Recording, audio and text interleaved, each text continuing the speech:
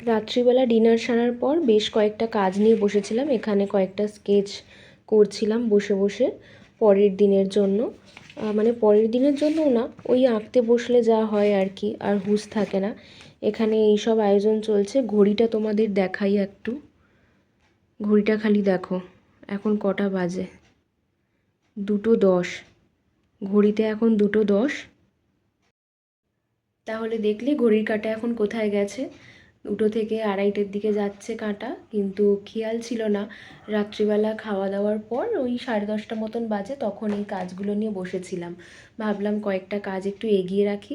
তো কাজগুলো এগিয়ে রাখতে রাখতে কখন যে ওই রাত 2টো থেকে 2:30 হয়ে গেছে টের পাইনি। এখন ওই বাইরে কুকুরের আওয়াজ ছাড়া কিছু শোনা যাচ্ছে না, বাইরে পুরো গুটগুটে অন্ধকার। এখন ঘরে লাইট জ্বেলে কাজ করে যাচ্ছে। এগুলো আসলে হচ্ছে কাজের নেশা। যারা এই নেশায় থাকবে তারা বুঝবে। ঠিক আছে, তো চলো, সবাইকে গুড নাইট, টাটা।